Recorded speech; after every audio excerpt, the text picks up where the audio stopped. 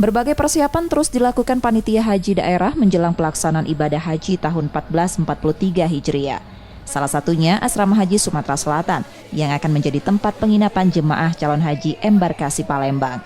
Pengelola asrama haji menyiapkan 7 gedung untuk jemaah menginap. Tiap gedung berisi 40 kamar. Tiap kamar dilengkapi fasilitas tempat tidur, pendingin ruangan, dan toilet. Tahun ini Asrama Haji Sumsel akan kedatangan sebanyak 3.183 jemaah calon haji yang akan menginap 1 malam sebelum terbang ke Tanah Suci. Menyesuaikan situasi pandemi COVID-19, pengelola membatasi jumlah hunian maksimal hanya 2 orang dalam 1 kamar dari sebelumnya 4 orang. Pengelola memastikan tiap kamar selalu dalam keadaan bersih dan sesuai standar.